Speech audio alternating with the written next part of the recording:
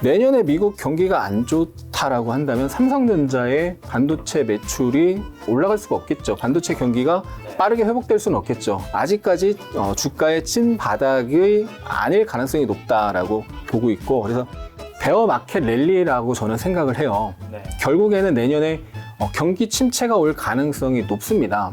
단기적 관점에서는 반드시 비중 축소를 하고 대응을 하고 그 다음 봐야 된다는 거죠. 셀트리온은 반등시 매도를 반드시 해야 되는 종목이다.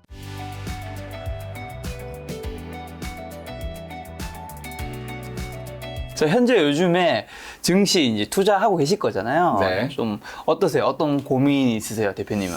지금 이제 베어 마켓 랠리가 진행 중인데, 그러니까요. 이제 이 베어 마켓 랠리가 과연 어디까지 진행될 것이냐, 그걸 계속 이제 하루 단위로 또 주간 단위로 추적을 하고 있죠. 안 그래도 제 첫 질문이 베어 마켓 랠리. 네. 과연 어디까지 갈 것인가. 그렇죠. 및 이제 현재 한국 증시 그리고 미국 증시 좀 점검 함께 같이 해주신다면. 차트를 통해서 일단 보도록 하겠습니다. 미국 시장이 더 일단 중요하니까요. 미국 시장을 먼저 볼 건데요. 이제 S&P 500이 일단 미국 시장을 가장 잘 대변하는 지수기 때문에 S&P 500으로 먼저 보겠습니다. 이제 연봉 차트를 먼저 볼 건데요. 2008년도 글로벌 금융위기가 있었고 2009년 3월부터 작년까지 13년 대세 상승이었고요. 14년째 상승하려다가 1월부터 지금 조정이 세게 나왔었죠. 네. 그래서 이 대세 상승이 저는 끝났다라고 일단은 판단을 하고 있습니다. 그렇게 판단하는 이유는 이제 기술적으로는 이런데요. 월봉 차트를 보면 2008년도 이제 바닥 이후에 13년 동안 대세 상승을 했는데 그 대세 상승하는 과정에서 이런 우상향 트렌드가 이렇게 만들어졌는데 지금 이 로그 차트입니다. 그래서 밑에 보시면 1000에서 1500 갈 때 이 공간이 굉장히 크고 3000에서 3500, 500포인트, 같은 500포인트지만 폭이 작잖아요. 폭이 다르네요. 왜 그러냐면 1000에서 1500 갈 때는 50% 올라간 거기 때문에 폭이 큰 거고, 그러면 3000에서는 4500 가야 50% 올라간 거잖아요. 그래서 그걸 비율로 이제 표현한 차트가 이제 로그 차트가 되는 건데요. 그래서 장기 차트 분석은 로그 차트로 해야 되는데, 이 장기 차트의 흐름을 대략적으로 추세를 이렇게 그렸을 때 이 앞에서 여기까지, 그러니까 2020년 팬데믹이 오기 직전까지는 일정한 수준의 기울기를 갖고 있는 걸 볼 수가 있습니다. 근데 팬데믹 때 급락을 했다가 올라오면서 그 당시 이제 엄청난 유동성을 전 세계에서 풀었잖아요. 그렇죠. 그 유동성으로 이렇게 버블이 발생을 한 겁니다. 이 앞에는 트렌드를 러프하게 이제 그려보면 이런 트렌드로 이렇게 이런 트렌드 안에서 움직였다가 여기서 가파라진 트렌드를 볼 수 있고, 그렇게 가파라지고 나서 꺾인 거죠.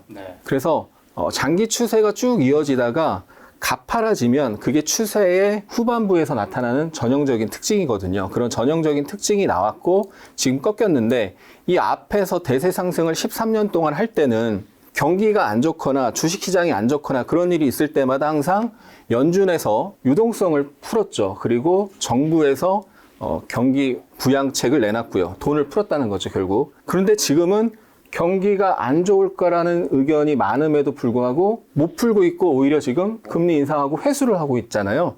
긴축을 하고 있죠. 그래서 내년에 당연히 경기 침체가 올 가능성이 높고, 근데 돈을 풀지 않기 때문에, 풀 수 없는 상황이기 때문에 기술적으로 꺾인 상황에서 내년에 이제 기업들의 실적이 떨어지고 경기 침체가 오면서 한 번 더 충격이 올 가능성이 높다.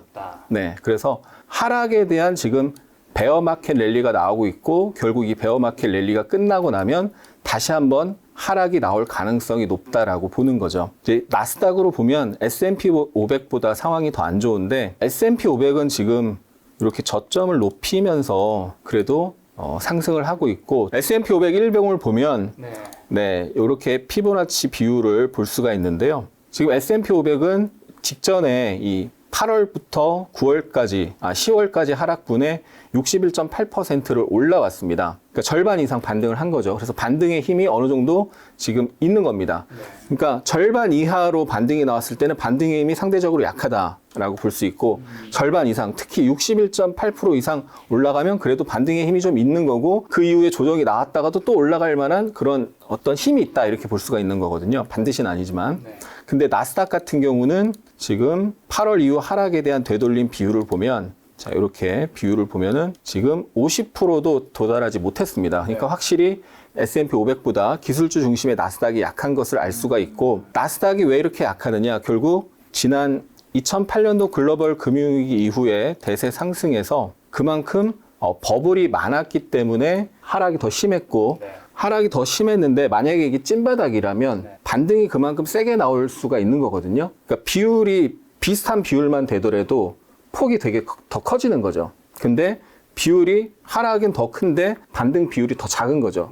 그에 따라서 폭도 적고, 그 얘기는 찐바닥이 아닐 가능성이 높고, 최소한 한 번은 저점 테스트를, 이 반등이 끝나고 나서 저점 테스트라도 할 가능성이 높다. 최악의 경우는 이제 하락에 대한 반등이고, 하락에 대한 반등이고, 재차 하락이 나올 수 있다, 이렇게 보는 겁니다. 지금 베어마켓 랠리가 그리 좋은 그림일 거라고 생각하시지 않은 것 같네요. 나스닥을 봤을 때는. 그렇죠. 나스닥을 봤을 때 전형적인 기술적 반등의 흐름이기 때문에 전형적인 기술적 반등 이후에는 결국 재차 하락 한 번은, 최소한 하락 한 번은 나오는 거고, 그 하락이 힘이 강하면 계속 하락 반등이 이어질 가능성이 높은 거죠. 그럼 한국 증시는요? 그래서 우리 시장도 결국에는 많이 올라왔습니다만, 지금 저점 대비 몇 퍼센트 올라왔냐면, 퍼센테이지로 따졌을 때 제가 비교를 한번 해드리려고 그러는데, 지금 대략 최근 저점에서 최근 고점까지 한 17% 정도 올라왔거든요. 근데 2008년도 글로벌 금융위기 때 이제 대세 하락이 있었잖아요.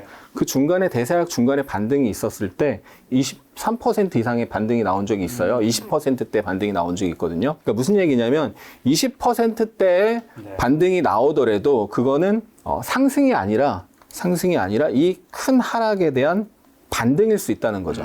그래서 지금 기술적 반등 구간으로 저는 보고 있고요. 다만 이제 긍정적인 시그널은 이렇게 주봉에서 노란색 선 20주 이평이 계속 저항이었습니다.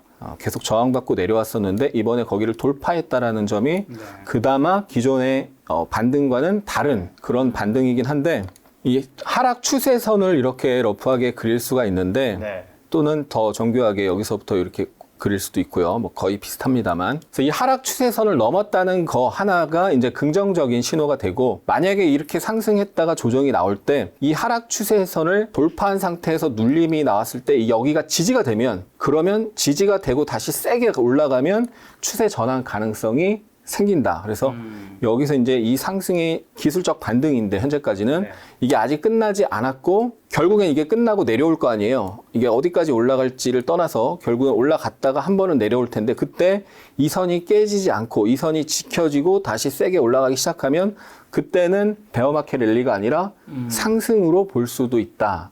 그게 지금 중요한 포인트가 되겠습니다. 자, 그럼 이런 타임에 지금 대표님께서는 주식을 좀 사면 안 된다고 보시는 것 같다는 느낌이 드네요. 그렇죠. 지금은 어떻게 보면 베어마켓 랠리의 약간 7, 8분응선? 이 정도 오지 않았을까? 정확히 알 수는 없지만 꽤 올라오지 않았을까?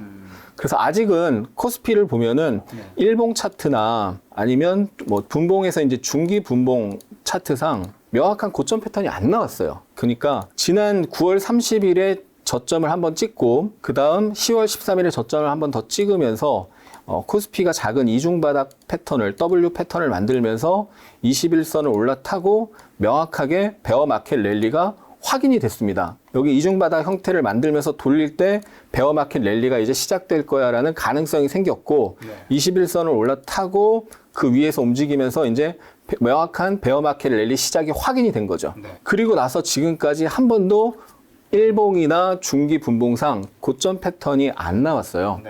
그러니까 중간에 나스닥 같은 경우는 명확하게 여기서 고점 패턴이 한번 중기 분봉상 고점 패턴이 나오면서 급락을 했었는데, 그럴 때도 그 상황에서도 우리 시장은 명확한 고점 패턴이 없었고 계속 베어마켓 랠리가 진행이 된 거죠. 그래서 이 베어마켓 랠리의 고점을 함부로 예단하면 안 된다라고 저는 계속 얘기를 했고, 당분간 명확한 고점 패턴이 확인되기 전까지 베어마켓 랠리를 인정을 하고 그거에 맞춰서 매매를 해야 된다라고 얘기를 해왔고, 지금도 단기 조정이 지난주에 나왔잖아요. 이 단기 급등에 대한 조정이 나왔지만 현재 일봉상 또 중기 분봉상 30분봉이나 60분봉 파동을 봤을 때 명확한 고점 패턴이 없이 그냥 강한 상승에 대한 조정의 형태로 내려왔습니다. 그래서 확률상 다시 한번 2500 고점을 테스트하러 갈 가능성이 있다는 거죠. 또는 고점을 돌파할 수도 있고 어쨌든 고점을 돌파할지 안 할지는 그때 가서 확인을 해야 되는 거고 지금 이렇게 조정이 나오더라도 단기적인 흐름은 상승의 힘이 살아있기 때문에 다시 한번 뭐 다음 주든 다다음 주든 2,500을 확인하러 갈 가능성이 있다는 건데 그 다음에 이제 거기서 대표적인 고점 패턴, M 패턴이나 해쇼리나 또는 뭐 지금 상태에서 나오긴 어렵지만 뭐 세기형이나 이런 대표적인 고점 패턴이 나오면 그때 조심을 해야 됩니다. 그리고 이제 주목해야 될 포인트는 주봉을 보시면 이제 좀 명확하게 보일 수가 있는데 여기서 이제 여러 번 지지를 받았다는 거를 깔끔하게 주봉을 통해서 확인을 할 수가 있잖아요. 여러 번 지지를 받았던 자리는 올라오면 어떻게 될까요? 강한 저항이 될 확률이 높잖아요. 근데 그 자리를 또 갭으로 이렇게 깨고 내려갔습니다.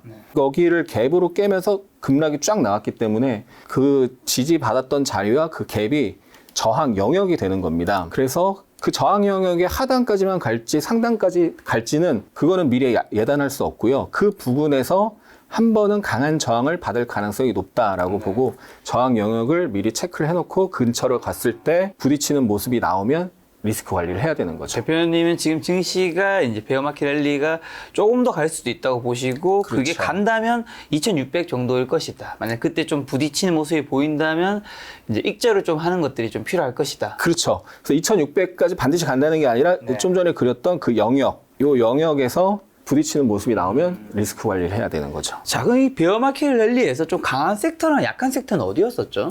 가장 강한 섹터는 지난 우리 지수를 코스피 차트를 잠깐 보면은 7월 4일 저점 찍고 지수가 한번 반등했다가 다시 한번 저점을 깨고 내려갔잖아요. 그리고 반등인데 7월 초 저점 찍고 지금까지 가장 강한 섹터는 2차 전지 섹터고 2차 전지 섹터는 저점을 안 깨고 지수랑 비교를 단순히 하자면 이렇게 올라가서 이렇게 눌리고 이렇게 올라갔습니다. 단순히 비교를 하자면. 그래서 2차 전지 섹터가 지금 명확하게 시장 주도 섹터고 제가 지난 처음 여기 나왔을 때도 그렇고 두 번째 나왔을 때도 그렇고 2차 전지 섹터가 가장 강하고 대형주에서는 LG에너지솔루션이 가장 강하다 얘기를 드렸었는데 지금도 그게 계속 유지가 되고 있는 거죠. 지금 가장 그럼 약한 섹터는요? 가장 약한 섹터는 아무래도 바이오 섹터가 가장 약한 섹터가 아닌가 싶습니다. 셀트리온 보면은 약하다는 걸 알 수가 있고 바이오 종목들이 낙폭 과대 상태에서 반등이 나오긴 하는데 연속성이 잘 없더라고요. 그럼 말씀하신 대형주 2차 전지 섹터 LG에너지솔루션 한번 볼까요? 네, 한번 보도록 하겠습니다. 이제 LG에너지솔루션이 시장의 가장 강한 섹터가 2차 전지고 그 중에서도 가장 강한 종목 대형주에서는 LG에너지솔루션이죠. 그래서 대장주라고 할 수 있는데 문제는 이 7월 4일 저점 찍고 이렇게 올라왔잖아요. 그 안에 이제 소파동이 있는데 크게 이렇게 한 파동이 올라왔고 그에 대한 조정이 나왔고요. 그리고 다시 이렇게 올라왔습니다. 그래서 올라간 만큼 그 이상 올라왔어요. 그리고 얘가 기존의 사상 최고가이자 상장 첫날 고가 자리가 여기인데 그 부분을 살짝 경신하고 지금 거기서 공방을 펼치고 있잖아요. 이게 무슨 얘기냐면 상승의 목표치를 채우면서 저항 부근에 있다는 거죠. 그 얘기는 단기적으로 갈 만큼 갔고 저항 부근이기 때문에 매물 소화 과정이 필요하다라는 겁니다. 상장 첫날의 이 거래량과 지금 상장 첫날의 거래량을 눈으로 표시를 하면 이만큼입니다. 여기고 지금 거래량은 이만큼이니까 비교가 안 되잖아요. 그러니까 분명히 매물 소화 과정이 필요하다는 거죠. 그래서 대장이긴 하지만 가장 강한 섹터의 대장이긴 하지만 지금 당장은 리스크 관리가 필요한 시점이고 이런 작은 조정이 나올지 또는 이런 큰 조정이 나올지는 시장 상황에 따라서 달라질 수 있는데 그런 조정이 나왔을 때는 대형주 중에서 적극 매수 종목으로 볼 수 있는데 조정이 나왔을 때를 기다려야 되는 거죠. 지금 가지신 분들은 좀 익절이 필요한 거고 그렇죠. 사고 싶으신 분들은 좀 기다리자. 그렇죠. 네. 요 금요일도 보면은 이제 윗꼬리를 길게 달았고 경신을 했는데 경신을 하고 나서 이제 신고가를 경신을 하고 나서 항상 보시면 이게 만약에 여기 이 신고가 자리잖아요. 여기가 이 앞에 신고가 자리인데 여기서 그 밑에서 그 부근에서 이렇게 어떤 매물 소화 과정을 거치고 돌파를 했으면 돌파하면서 이렇게 상승이 쭉 이어질 가능성이 높습니다. 한동안 돌파하면서 며칠이라도 더 상승이 이어질 가능성이 높은데 이날 보시면 경신을 한 날이 여기고 그 다음날 도찌가 나오면서 경신을 했는데 그 다음날 고점 가능성 신호 도찌가 나오고 바로 음봉이 세게 나오면서 이틀간 조정이 세게 나왔잖아요. 그 얘기는 명확하게 이제 사람들이 고점은 경신을 했지만 차익 매물이 출회되고 있는 거죠. 그러니까 신고가를 내고 나서 더 가는 패턴이 아니라 신고가를 내고 나서 조정을 받는 패턴이 되는 거죠. 그게 바로 이제 상승한 만큼 상승한 그 목표치 이상으로 올라갔고 이 앞에 이 매물을 소화하는 과정이 아직 없었기 때문에 앞으로 그 매물을 소화하는 과정이 나올 수 있다는 거죠. 자, LG화학 볼까요? 네, LG화학을 보겠습니다. LG화학은 LG에너지솔루션보다 약한 흐름입니다. LG엔솔이 급등을 하고 나니까 뒤늦게 이렇게 뒤따라서 급등을 한 거예요. 그리고 나서 여기 올라갔는데 바로 이렇게 내려왔잖아요. 왜 그러냐면 큰 흐름을 항상 볼 때는 월봉, 주봉 이렇게 보면서 중요한 고점이나 저점이 맞물리는 자리를 자꾸 찾아야 됩니다. 예를 들어서 이 자리를 보시면 과거에 이렇게 저항이었잖아요. 분명히 여기서 부딪히고 세게 내려왔잖아요. 그리고 여기서 장대 양봉으로 돌파하고 그 다음에 지지가 나왔죠. 지지가 나왔고 깨지고 나서 여기서 저항을 받았습니다. 그래서 여기가 강한 저항이 되는 거죠. 그래서 여기가 강한 저항인데 그걸 이제 일봉으로 그 자리를 보면은 여기거든요. 일봉상 이렇게 선을 그을 수 있는데 왜 그러냐면 여기 하나 고점이 있고 장대 양봉이 나왔는데 그 다음날 시가가 마이너스 출발했어요. 그리고 바로 음봉이 나오면서 쭉 내려갔거든요. 그러면 이 양봉의 종가도 중요하지만 그 다음날 개파락했기 때문에 개파락한 시가도 중요하거든요. 그래서 그런 자리가 저항이 될 수 있고 또 여기 관점에서 보면은 양봉이 나왔는데 그 다음날 음봉이 나오면서 그대로 쭉 내려갔죠. 그래서 그런 자리가 이제 저항으로 작용을 하는 자리입니다. 그래서 저항 영역이 여기가 아까 주봉상으로 강한 저항이 윗선이 되는 거고 일봉상 강한 저항 영역이 여기가 이렇게 되는 거죠. 그래서 그 부분에서 이제 부딪히고 내려온 겁니다. 그래서 거기서 더 가기 위해서는 얘도 여기서 매물 소화 과정을 거쳐야 되고 대장인 LG엔솔이 매물 소화 과정을 이쁘게 하고 다시 올라갈 때 얘도 매물 소화 과정을 거치고 그 자리를 테스트하러 갈 수가 있는 거죠. 그래서 지금 매물 소화 과정이 완전히 끝났다고 보기 어렵기 때문에 단기적으로 75만 원 그리고 그때 고점 76만 원이죠. 75만 원, 76만 원 부근에서는 비중 축소가 되는 거고요. 아직 시장의 베어마켓 랠리가 살아있기 때문에 단기적으로 지금 조정이 나왔잖아요. 그리고 21선이 여기 있고 여기가 지지받던 자리입니다. 그래서 이런 부근으로 눌릴 때는 저점 매수가 들어오면서 올라가는 힘이 작용할 가능성이 높은 거죠. 단기 대응은 이 부근에서는 단기 매수를 노릴 수 있고 이 부근에서는 비중 축소로 단기 대응을 할 수가 있는 거죠. 자, 삼성 SDI는요? 삼성 SDI의 이제 주봉 차트인데 여기서 이제 큰 고점을 한번 만들고 빠졌죠. 그리고 고점을 경신하자마자 바로 빠지는 트랩이 만들어지고 그게 사상 최고가가 되고 빠졌습니다. 그리고 그에 대한 반등이 나오고 이렇게 급락을 세게 했잖아요. 급락이 세게 나오기 직전에 이제 고점이잖아요. 이제 거기 부근에서 일단 부딪힌 건데 일봉 차트를 보시면요. 여기서 이제 강하게 올라왔습니다. 강하게 올라와서 조정이 나왔죠. 그래서 외봉 강하게 올라오고 외봉 조정에서는 적극적으로 매수 기회를 노릴 수가 있습니다. 왜냐하면 시장도 단기 상승 흐름이 살아있고 2차전지가 주도 섹터고 여기서 저항이 있는데 저항을 돌파하는 강한 상승이기 때문에 항상 의미 있는 강한 상승 이후에 첫 조정에서는 적극적으로 매수를 노릴 수 있는데 물론 여기가 조정이 아주 깔끔하게 딱 나온 게 아니기 때문에 이 저점 매수를 딱 하기는 쉽지 않았지만 어쨌든 강한 상승의 첫 눌림에서는 매수를 적극적으로 노릴 수가 있는 거고요. 그때 이제 조정이 나오고 이제 다시 올라갈 때 고점을 돌파하면서 양봉이 유지가 되면서 올라가면 그러면 이게 정말 힘이 있고 그러면 2차전지 전체로도 힘이 있다라고 또 보여줄 수가 있는 거거든요. 2등주로 움직인 SDI가 그만큼 세게 움직인다는 건 2차전지의 전체적인 힘이 좋다 이렇게도 평가할 수 있는데 얘가 여기 왔을 때가 마침 LG엔솔이 사상 최고가 부근에서 이제 부딪힐 그쯤이었어요. 그래서 같이 이제 부딪힌 게 된 거고, 그래서 이 상승에 대한 조정이 지금 나타나고 있는 거죠. 그래서 첫 번째 강하게 상승하고 첫 번째 조정은 안심하고 매수를 노릴 수가 있습니다.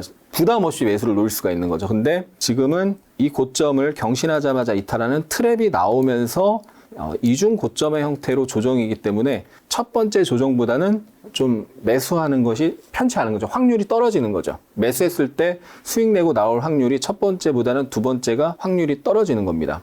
자, 그럼 지금 SDI 보유하고 계신 분들은요? 그래서 지금 여기 보시면 고점을 경신하자마자 윗골을 길게 만들고 다음날 장대음봉으로 내려왔잖아요. 그래서 지금 단기적인 하락 압력이 강한 겁니다. 그래서 다음 주에 반등이 나올 가능성이 분명히 있습니다. 21선이 우상향 중에 앞에 올라온 힘이 강하기 때문에 빠지다가도 올라온 힘이 작용하거든요.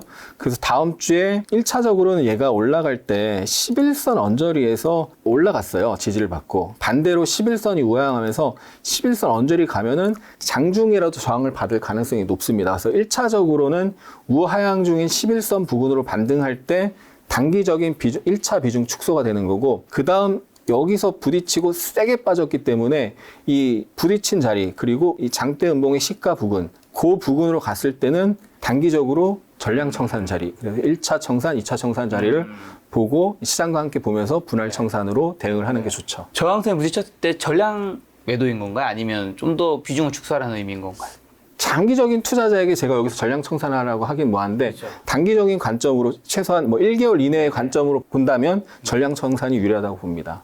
시청자분들이 오해하시면 안 되는 게, 이제 대표님께서 투자하신 스타일이 그렇죠. 장기 투자자가 아니신 아닙니다. 거죠. 그렇죠. 네. 어떻게 투자하신 분이었죠? 저는 이제 단기 성향이고, 그렇죠. 저한테 장기는 네. 2, 3개월이 저한테는 장기죠. 그렇죠. 네. 시청자분들도 혹시나 이제 자기에게 또 맞는 피드백을 잘 받아들여야 되잖아요. 그렇죠. 예. 대표님이 이제 장기 투자자, 가치 투자 이쪽이 아니다. 아닙니다. 예. 기술적 분석으로 네. 투자하시는 분이라는 그렇죠. 거 예. 꼭 유념하셔야 된다는 거. 그렇죠. 예. 자, SK 이노베이션은요?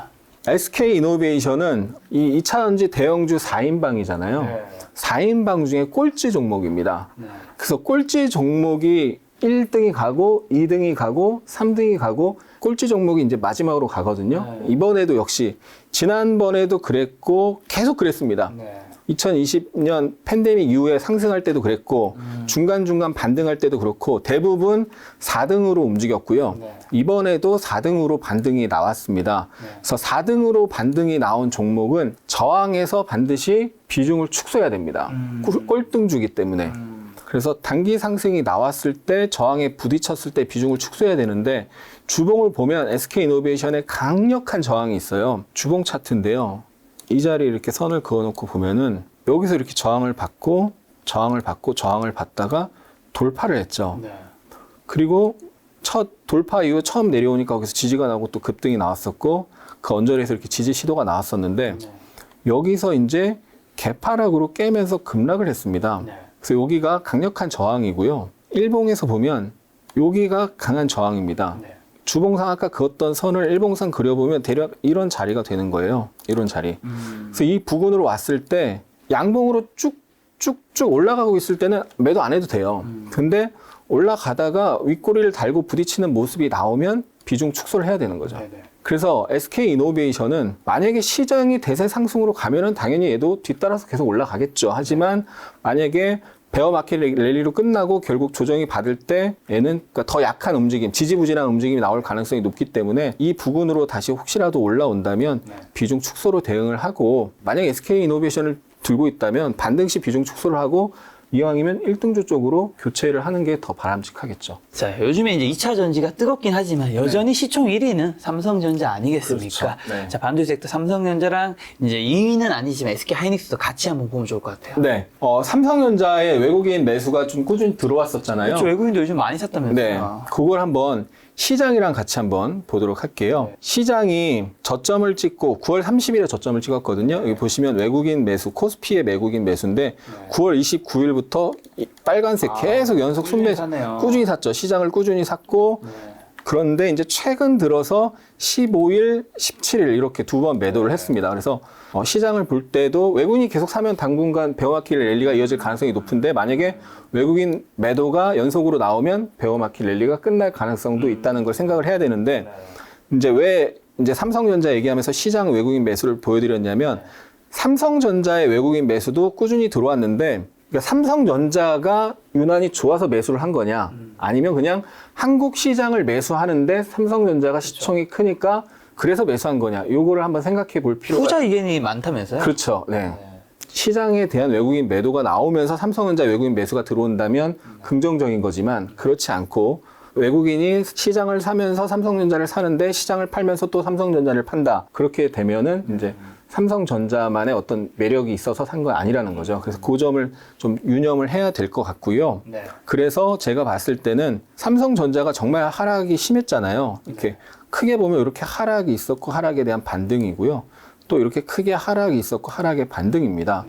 그래서 지금 제가 보는 관점은 이 하락에 대한 기술적 반등으로 저는 보고 있고요. 그래서 이 위에서 개인 투자자들이 엄청나게 많은 추격 매수가 들어왔잖아요. 동학개미 열풍이 불면서 주식 투자를 안 하던 분들도 삼성전자를 이 8만 원대, 9만 원대 많이 샀는데 그 매물 소화가 지금 다 일어나지 않은 상황이라는 게 첫 번째고요. 네. 두 번째는 내년에 미국이 경기 침체가 올 가능성이 높고 그래서 지금 뭐 미국의 뭐 아마존이나 메타나 엄청난 이제 해고하고 있다. 엄청나게 해고하고 있잖아요. 그러면 내년에 미국 경기가 안 좋다라고 한다면 삼성전자의 반도체 매출이 올라갈 수가 없겠죠. 반도체 경기가 네. 빠르게 회복될 수는 없겠죠. 네. 회복이 이제 느릴 거라는 거고 그래서 아직까지 주가의 찐 바닥이 아닐 가능성이 높다라고 보고 있고 그래서 요 앞에 하락에 대한 기술적 반등이 요렇게 있었고 여기 있었고 그리고 또 요 하락에 대한 기술적 반등이 이렇게 나온 상황이고 그 다음에 이제 중요한 자리를 보면은 과거의 삼성전자의 사상 최고가가 여기입니다.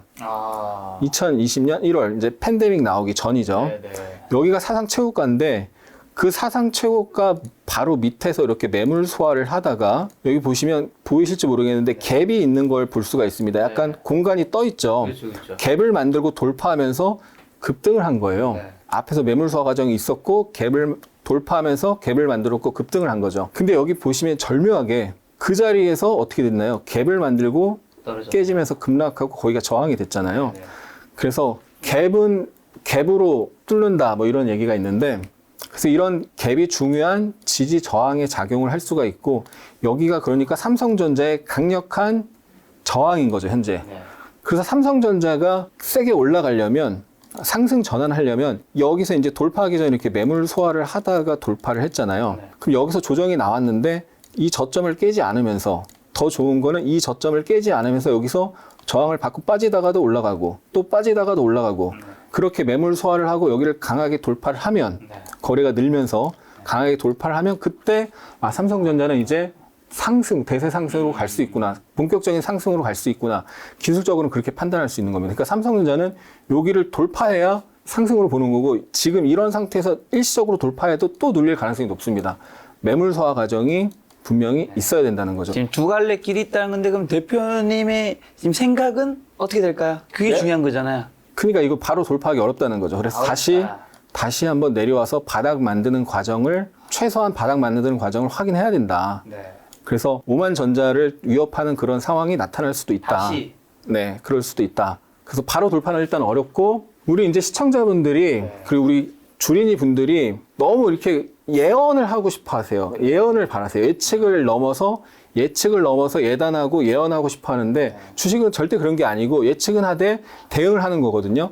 그래서 뭐냐면 저항에서 비중을 좀 줄이고 다시 저점까지 내려갈까요? 아니면 이거 뚫고 올라갈까요? 사실 이거는 누구도 알 수 없는 거잖아요. 다만 여기는 강력한 저항이고 한 번에 돌파하기는 어렵다. 제가 보는 관점에서 확률상 다시 한번 큰 하락이 나올 가능성이 높다고 보기 때문에 근데 그게 아니더라도 작은 조정이라도 나올 가능성이 높거든요. 그러면 비중을 줄이고 그 다음에 조정이 어떤 형태로 나오는지를 확인하고 줄였던 걸 그때 다시 사도 된다는 거죠. 야, 이 영상 내일 올라가는데 이거 확 돌파하면 굉장히 당황스러운데.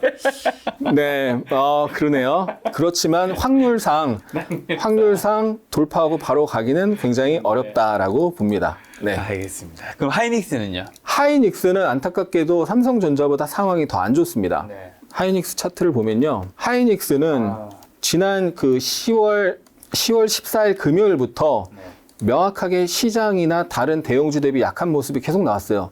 10월 14일부터 얘는 부딪히는 윗꼬리 만들고 음봉이 나왔잖아요. 도찌가 나왔는데 음봉이 됐는데 그날부터 시장보다 약한 모습이 나오더니 빠지고 시장이 올라갈 때 찔끔 올라가더니 강하게 빠지고 시장이 세게 올라갈 때 덩달아 올라갔지만 또 저항해서 강하게 빠지고 그러니까 시장보다 굉장히 약한 모습이 나오는 거죠. 뭔가 우리가 알지 못하는 스마트 머니는 SK 하이닉스가 올라올 때마다 공격적으로 매도를 하고 있다라는 겁니다. 왜 그런지 저는 모르겠어요. 하지만 내년 뭐 반도체 업황을 보고 어떤 구조적인 그런 흐름을 봤을 때 SK 하이닉스가 뭔가 불리한 상황이 될 확률이 높다라고 스마트머니가 판단하고 있는 거 아닌가 저는 그렇게 생각을 하고요. 그래서 시장 대비 굉장히 약한 모습. 지금 거래량도 보면은 시장이 올라가는데 시장은 이렇게 올라왔잖아요, 최근에. 9월 말 이후 시장은 이렇게 올라왔단 말이에요. 근데 얘는 올라올 때마다 세게 빠지는데 이 밑에 거래량을 보면 파란색 거래량이 많잖아요. 음봉에서 거래량이 굉장히 많습니다.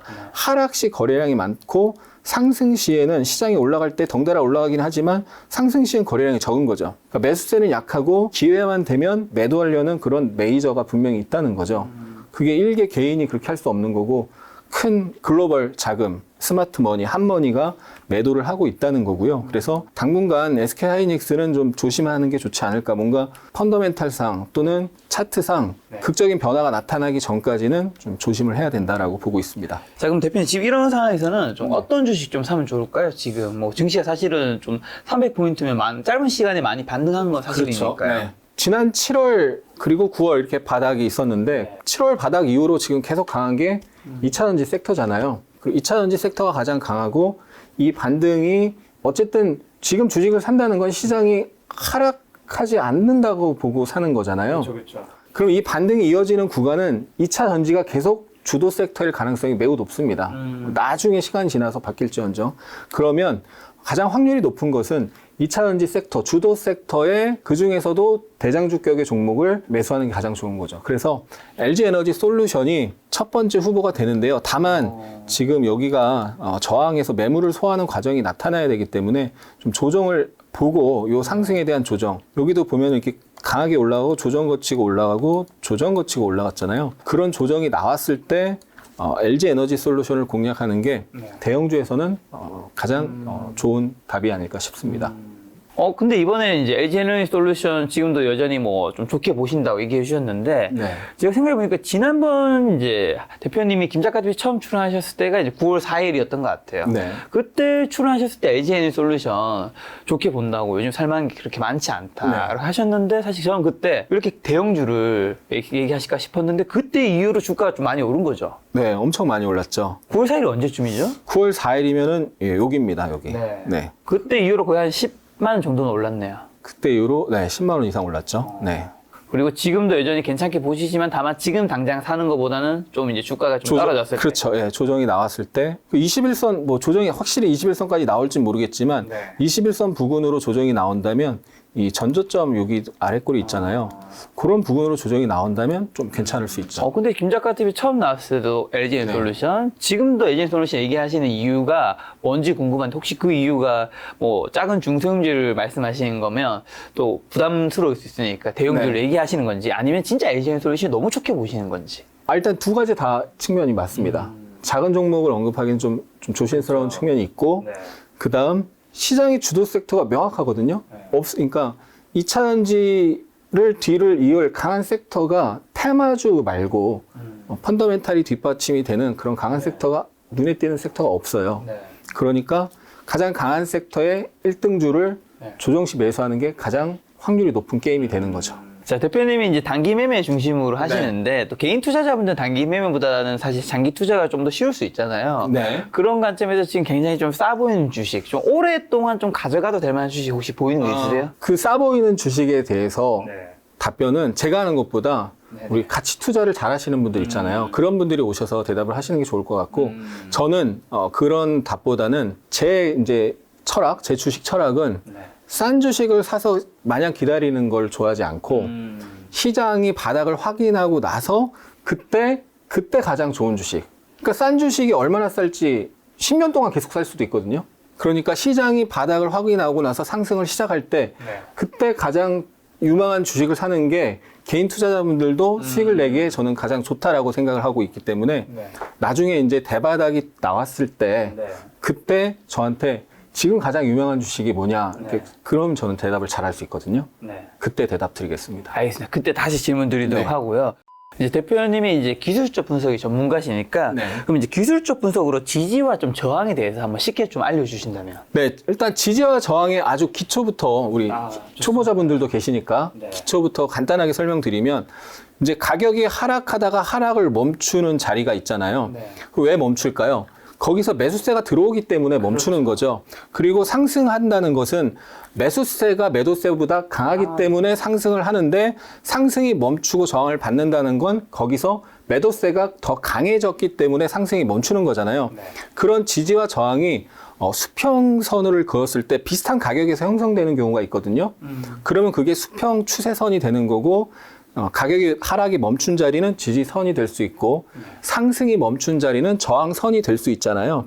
차트를 통해서 그런 자리를 찾으려고 노력해야 되는 거고요. 그 다음에 이제 중요한 게 지지와 저항의 가장 기본적인 개념이 저항이 돌파되면 지지가 되고 지지가 깨지면 올라왔을 때 저항이 되는 거죠. 이런 거죠. 지지와 저항선이 있는데 저항을 돌파하고 눌리면 지지가 될 확률이 높은 거죠. 반드시 지지가 되는 건 아닙니다. 그리고 지지가 깨고 내려가서 올라오면 거기가 저항으로 바뀔 가능성이 높은 거죠. 이걸 생각하고 이제 주식을 보시면 됩니다. 그래서 아까 예를 들어서 삼성전자로 설명을 간단하게 드렸었는데 삼성전자를 다시 보시면 그래서 지지와 저항을 찾을 때는 항상 상위 차트부터 보는 게 좋습니다. 상위 차트의 지지와 저항이 하위 차트의 지지 저항보다 더 중요하다. 그러니까 월봉이 더 중요하고 그다음 주봉, 그다음 일봉, 그다음 분봉이 되는 거죠. 그래서 상위 차트부터 보면서 지지와 저항을 받을 만한 자리를 자꾸 찾는 거예요. 일단 아까 봤던 주봉상 여기가 과거의 사상 최고가였죠. 그래서 사상 최고가를 형성하고 나서 이렇게 세게 빠졌잖아요. 그러면 거기가 굉장히 강한 저항을 받았구나. 거기서 메이저가 대규모로 매도를 했으니까 이렇게 그 뒤에 세게 빠졌구나라는 걸 알 수가 있고 그 근처에 오면은 저항을 받을 가능성이 있는 거죠. 그리고 그게 깨지고 나서 이렇게 저항으로 바뀌는 거고 지금도 거기서 저항을 받을 가능성이 있는 거죠. 그래서 여기도 보시면 여기서 이렇게 하락이 나왔는데 꽤 강한 반등이 나왔잖아요. 이 하락 이후에 가장 강한 반등이죠. 그럼 여기가 이제 지지가 받았었던 자리인데 저가 매수세가 들어왔던 자리죠. 근데 거기서 이제 지지를 받으려다가 깨지고 나니까 이제 저항으로 바뀌잖아요. 그런 자리를 자꾸 찾으려고 노력을 해야 되고요. 그다음 이게 100%가 아니잖아요. 절대 100%가 아니라 확률인 겁니다. 일봉으로 돌아가서 볼게요. 여기서 강력한 호재가 나오면서 반도체 섹터나 삼성전자의 강력한 호재가 나오면서 여기서 엄청난 거래가 터지면서 장대 앙봉으로 올라가면 그때는 돌파할 가능성이 있는 거예요. 근데 그런 게 없이 그냥 평범한 거래량 수준으로 평범하게 올라오면 저항받을 가능성이 높다라고 보는 거죠. 또 한 가지 더 중요한 거 설명을 드리면요. 이렇게 이제 지지와 저항이 비슷한 가격에 있어서 그걸 수평선으로 선을 그었을 때 이제 수평 추세선이라고 접점이 이제 3개 이상 되면 특히 수평 추세선이라고 볼 수 있는데 추세선이라고 볼 수 있는 거죠. 근데 이 추세선과 다른 선, 대표적으로 사람들이 많이 보는 게 이동평균선인데 이동평균선이 겹쳐 있으면 그런 선이 겹쳐 있으면 겹쳐 있을수록 지지나 저항의 힘이 강하다는 겁니다. 그러니까 우리 이제 태권도에서 나무 격파를 보는데 한 장 격파할 수도 있고 두 장을 이제 겹쳐놓고 격파할 수 있잖아요. 나무 젓가락도 하나는 부러뜨리기 쉬운데 10개가 모이면 잘 안 부러질 거 아닙니까? 그래서 선도 마찬가지라는 거죠. 선도 여러 개가 겹쳐 있으면 지지나 저항, 그 힘이 강해진다. 그래서 그런 지지나 저항의 힘이 작용하는 선을 자꾸 체크를 해야 되는 겁니다. 그런 선이 대표적으로 추이, 중일, 채피가 있어요. 네, 추이, 중일, 채피. 네, 추세선, 이평선, 중심선, 일목선, 채널선, 피보나치 되돌림선이죠. 그래서 이런 선이 겹치는 자리를 자꾸 찾는 거죠. 코스피가 이렇게 계속 하락을 할 때 작년 6월 말 7월 초 고점을 찍고 하락을 할 때 보면은 첫 번째 이 고점이 있고 두 번째 고점이 있잖아요. 그럼 고점과 고점을 연결해서 선을 그으면 추세선을 그을 수가 있는데 세 번째 고점이 안 맞았어요. 그러면 두 번째랑 세 번째를 다시 선을 그어볼 수가 있습니다. 그리고 나서 그 선을 연장해서 보면은 세 번째 고점이 얼추 만나게 됩니다. 그런데 이런 하락 추세선이 있는 거고 그런 하락 추세선과 여기에 이제 지지받았던 자리잖아요. 지지받았던 자리가 깨지고 나니까 저항으로 바뀌는 거잖아요.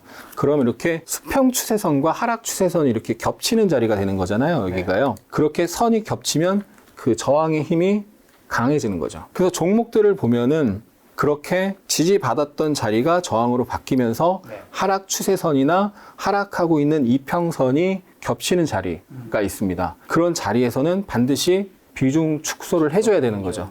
근데 우리 많은 개인 투자자분들은 안타깝게도 이제 펀더멘탈을 믿는다던가 아니면 이 올라오는 과정에서 이게 지수지만 만약에 종목이라고 쳤을 때 올라오는 과정에서 외국인들이 계속 사면서 올라오네 그런 거를 믿고 이제 비중 축소를 안 하는데 이렇게 저항선이 겹쳐 있는 자리에서는 반드시 비중 축소를 해주는 게 좋다라는 부분을 말씀드리고 싶습니다. 알겠습니다. 덕분에 이제 지지와 저항 쉽게 이해한 것 같은데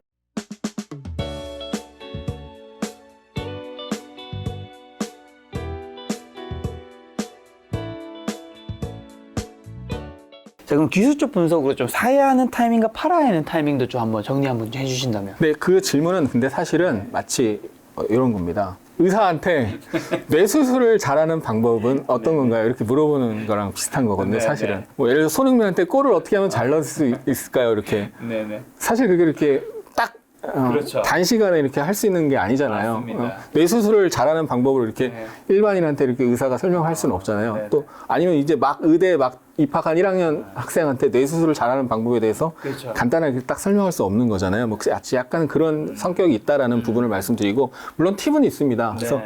팁을 설명을 드리는데, 다만 정말 잘하려면 종합적으로 이제 알아야 되는 그렇죠. 거고 종합적으로 판단을 내려야 된다는 네. 거죠. 예를 들어서 이제 바닥을 확인하는 방법이 여러 가지가 있는데, 그 중에 한 가지를 설명을 드리면, 지표 중에 엔벨롭이라는 지표가 있습니다. 지표를 한번 엔벨롭이라는 지표를 넣어볼게요. 그래서 요 좌측 상단에 좌측 메뉴 보이기가 있고요. 네. 그걸 이제 클릭하면 메뉴가 보이고, 거기서 이제 EMV로 검색하면 이제 엔벨롭이라는 네. 지표가 나옵니다. 어유 뭐가 나왔네. 네, 그래서 이 지표의 수치를 기간을 60으로 하고요, 퍼센트를 11%로 한번 해보고요. 저항선 지지선이라고 되어 있는 것을 좀 두껍게 한번 3포인트로 해보겠습니다. 그러면 최근 10년치를 볼 건데, 일단 최근 1년을 먼저 보고 10년치를 보겠습니다. 네. 네. 여기 엔벨롭 하단을 깼는데 깨고 그 다음 날이 이제 바닥이 됐죠. 네, 네. 그리고 여기도 깼는데 깨고 그 다음이 바닥이 됐고, 여기도 살짝 장중에 기가 막히게 터치를 하고 바닥이네요. 바닥을 만들었죠.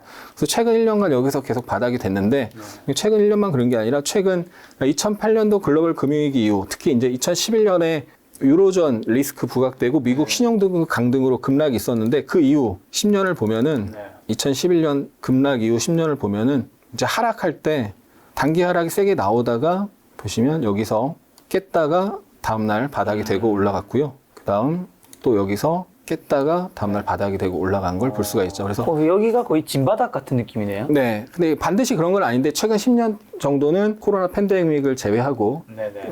주요 저점이 여기서 형성된 것을 네. 볼 수가 있습니다. 이때는 이제 코로나 팬데믹 때는 깨졌다가 올라왔고, 그때를 제외하고 네. 근데 어떻게 보면 이 그래프만 봤을 때는 오히려 이걸 깨고 들어갔을 때는 빨리 많이 매수하면 그 상승 몫을 먹을 수 있다는 걸 보여주는 것 같기도 한데 아닌가요? 그러니까 이게 어떤 거냐면요. 네. 61선을 기준으로 위아래로 61선이 있고, 그 위아래로 11%의 선을 그린 겁니다. 그래서 일단 상한선을 지우고 하단선만 그리면 61선이 있고, 61선의 11% 아래의 선을 그린 거예요. 그래서 코스피는 지난 10년간 61선을 기준으로 11% 정도 하락을 하면 거기서 기술적 반등이라도 나왔다. 예, 코로나 팬데믹 때를 제외하면. 네. 그래서 61선을 기준으로 단기간에 지수가 이렇게 하락을 하면, 보시면 여기가 퍼센테이지가 13%가 되는데, 제가 러프하게 그려서 13%가 되는데, 지금 이 선은 여기 살짝 깼다가 올라갔잖아요. 그러니까 이 선은 61선보다 11% 아래에 있는 선이고, 그거보다 조금 더 내려왔을 때 혹은 그 부근에서 저가 매수세가 들어오는 그런 성격이 있었다라는 거고요. 그래서 이거 하나만 갖고 판단을 내리는 거는 좀 리스크가 있기 때문에 교차 검증을 하는 게 중요한데, 이제 주가가 과열이 됐다가 침체가 됐다가 왔다 갔다 하는데, 그 과열과 침체를 확인하는 보조 지표가 여러 개가 있습니다. 오실레이터 지표라고도 하고 비추세 지표라고도 하는데, 대표적인 지표 중에 하나가 이제 많이 보는 게 RSI 지표입니다. 그래서 RSI를 넣고 보시면 RSI 기본 수치 14로 이제 설정을 해서 보시면 되는데, 중요한 게 RSI에서 이제 조심해야 되는 분들이, 초보자분들이 이제 착각하고 계신 분들이, 이제 침체 구간에 갔을 때 매수하면 안전하다 또는 좀 확률이 높다, 이렇게 잘못 알고 계신 분들이 계세요. 근데 침체 구간에 이렇게 들어갈 때 사는 게 아니고, 원칙적으로 침체 구간 RSI 기준 30 이하로 내려갔다가 원칙적으로 30 이하로 내려갔다 30 위로 올라오는 걸 보면서 매수하는 겁니다. 그러니까 30 이하로 내려갔을 때는 더 빠질 가능성이 있거든요. 그렇죠. 그래서 이 30 이하로 내려가면서 엔벨롭 하단 60에 11 하단에서 지지받는 모습을 보면서, 그러면서 얘가 올라갈 때 사면 확인 매수가 되는 거죠. 네네. 바닥에서 저점을 찍고 돌아 나갈 때 확인 매수가 되는 겁니다. 이걸 통해서 지수의 저점을 좀 확인해 볼 수 있고, 그럼 이때 지수가 이제 여기서 내가 저점을 예단하지 말고 하락이 멈추는 걸 확인하는 겁니다. 아래 꼬리가 달리거나 거래가 터지면서 아래 꼬리가 길게 달리거나 아니면 양봉을 확인하는 거죠. 그럼 그때 시장을 보면서 시장이 여기 하단까지 내려왔네, RSI 침체 내려왔네, 조만간 단기 바닥이 나올 가능성이 있네라는 걸 미리 알 수 있잖아요. 그때 아래 꼬리가 길게 달리거나 양봉이 나오는 걸 보면서 그때 가장 강한 주식을 찾는 거예요. 그날 봤더니 이 하단 부분에서 양봉이 나오는 날 봤더니 이날 뭐 LG 엔솔이 제일 강하네, 이날 SK 하이닉스가 제일 강하네. 그러면 단기적으로 거기에 메이저가 강하게 들어온 겁니다. 그럼 대형주의 메이저가 강하게 들어오면 그게 하루로 끝나는 경우는 드물거든요. 단기적인 며칠이라도 이어지고 한 파동으로 이어지고 또는 LG엔솔은 지금 7, 8, 9, 10, 11 몇 개월 이어졌잖아요. 그렇게 될 가능성이 있기 때문에 요 하단에 지수가 와서 아래 꼬리를 길게 만들거나 양봉이 나오는 걸 보면서 그날 또는 그 다음날 가장 강한 대형주를 고르면 그게 그 시즌의 주도주가 될 확률이 높은 거죠. 그런 강한 종목이 많이 속해 있는 섹터가 주도 섹터가 될 확률이 높은 거죠. 네. 자, 그럼 이제 팔아야 한 타이밍은요? 팔아야 한 타이밍을 볼 때 상승세가 이어지고 있을 때 고점 패턴이 나오는 경우가 대부분입니다. 그러니까 상승 추세를 그리고 있는 중이라면 단기적인 상승 추세라도 상승 추세를 그리고 있는 중에 우리 초보자분들은 갑자기 급락이 나온다고 생각하실 수 있는데 그런 경우는 극히 드뭅니다. 그러니까 하루 이틀 급락이 갑자기 나오는 건 있을 수 있는데 하락이 쭉 뭐 한 달이든 최소 2주 이상의 강한 하락이 나오거나 뭐 한 달 동안 쭉 빠지거나 이런 강한 하락은 대부분 고점 패턴을 만들고 나서 하락이 나옵니다. 그렇죠. 왜 그러냐면 그런 강한 하락이 나오기 전에 메이저가 어떻게 하겠습니까? 매도를 하겠죠. 메이저가 매도를 하면서 강한 하락이 나오거든요. 그럼 메이저가 매도를 안 하다가 매도를 하면 어떻게 될까요? 뭔가 가격의 변화가 생기겠죠. 그렇죠. 그 가격의 변화를 우리가 패턴으로 확인할 수 있는 거거든요. 그래서 고점에서 이렇게 상승하는 중에 팔아야 하는 타이밍을 확인할 때 지수와 종목이 고점 패턴이 나오는지를 확인하는 게 정말 중요하고요. 그 고점 패턴이 대표적인 게 가장 잘 나오는 게 이제 흔한 게 M 패턴이라고 하죠. 쌍봉. 쌍봉이 있고요. 그다음 더 중요한 게 헤드 앤 숄더. 왼쪽 어깨에 있고 오른쪽 어깨에 있고 머리가 있는 거죠. 헤드 앤 숄더가 있고 그다음 또 자주 나오는 게 웨지, 쐐기형이 있습니다. 그래서 그 세 가지를 좀 잘 보셔야 되고 우리 코스피가 예를 들어서 6월 달에 갑자기 급락한 것처럼 보일 수도 있죠. 우리 6월 6일 날 이제 현충일 휴일이었는데 6월 7일 날 갑자기 1.6% 빠지면서 그대로 6월 말까지 7월 초까지 급락을 했거든요. 그럼 이게 갑자기 급락한 것처럼 보일 수 있지만 그 전에 쐐기형이라는 패턴이 만들어졌어요. 쐐기형이라는 패턴이 일본과 중기 분봉상 만들어졌고 6월 7일 날 그 쐐기형 패턴을 완성하는 흐름이 나오면서 그날 세게 빠진 거거든요. 그러니까 쐐기형 패턴이 만들어진다는 거는 쐐기형이 대표적으로 이런 건데요. 그러니까 상승이 나오고 그 상승에 대한 조정이 나오고 그 다음 상승이 나왔는데 이 앞에 상승보다 상승이 약해진 거죠. 그리고 조정이 나오고 다시 상승이 나왔는데 또 상승이 약해진 거죠. 상승이 점점 약해지고 있다는 겁니다. 상승이 점점 약해지고 있다는 건 반대로 누군가 올라올 때마다 누르는 힘이 작용하고 있는 거죠. 결국 메이저가 팔고 있다는 거죠. 그래서 하락이 나오고 반등해서 쐐기형이 나오면 결국 이 쐐기형 하단이 깨지면서 강하게 빠지는 경우가 많거든요. 그래서 쐐기형 모양이 나오면 지금 주의해야 되는구나. 그렇겠네요. 미리 리스크 관리하려면 상단에서 부딪힐 때 리스크 관리를 하고 조금씩 확인하려면 하단이 깨지는 걸 보고 나서 그때라도 이제 팔아야 되는 거죠. 그리고 헤드 앤 숄더가 정말 많이 나오는데 그걸 한번 차트를 한번 보시면 이 차트를 한번 보여드릴게요. 나스닥의 분봉 차트인데 좋은 예시라서 제가 가져왔습니다. 보시면 이렇게 왼쪽 어깨가 있고 하늘색 선을 보세요. 왼쪽 어깨 있고 머리 있고 오른쪽 어깨가 있잖아요. 그럼 상승하던 애가 점점 상승의 힘이 좀 둔화되면서 직전의 상승을 대부분 되돌리면 그때 이제 경고 신호입니다. 상승의 힘이 상승하다가 상승의 힘이 약해지면서 직전의 상승을 다 되돌리면 상승을 다 되돌렸다는 건 매도세가 강해졌다는 의미잖아요. 그전에는 상승에 대해서 요만큼만 돌린 거죠. 3분의 1도 안 돌렸고 요만큼 상승에 요만큼 돌린 거죠. 근데 여기서는 상승을 대부분 돌리면서 내려간 겁니다. 하락의 힘이 강해진 거죠. 상승이 약해지고 하락이 강해진 건데 작은 헤드 앤 숄더가 있고요. 주황색 선을 보면 왼쪽 어깨 있고 머리가 있고 오른쪽 어깨가 있습니다. 그리고 검정색 선을 보면 또 왼쪽 어깨 있고 머리가 있고 오른쪽 어깨 있는데 이렇게 큰 패턴 안에 작은 패턴이 있는 거죠. 그럼 이걸 프랙탈 패턴이라고 할 수 있는데 이렇게 패턴이 겹쳐져 있는 거는 찐 패턴이다 이렇게 보셔야 됩니다. 그래서 찐 패턴이 나타날 때 정말 조심을 해야 되고 그렇게 우리 코스피의 큰 고점을 만들었을 때 네. 이런 찐 패턴이 많이 나왔어요. 그래서 분봉에서도 급락을 할 때 이런 프랙탈이 네. 많이 나왔고요. 그래서 이런 프랙탈 해쇼리 나올 때 일봉이든 분봉이든 네. 프랙탈 해쇼리 나오면 그 흐름에 맞는 급락이 나올 확률이 높다라는 걸 기억을 하시면 좋을 것 같아요. 자, 그럼 N자형 패턴은요? M자형 패턴은 상승 중에 M자형 패턴보다 이제 강한 하락 이후 반등해서 M자형 패턴을 특히 이제 확률이 높은데요. 네. 우리가 작년 6월 말 그리고 7월 초에 고점을 찍고 지금까지 대세 하락이었잖아요. 그때 강한 하락이 시작된 게 여기가 처음입니다. 강한 하락으로 눈에 띄는 하락이 나왔죠. 8월 달에. 네. 작년 8월 달에.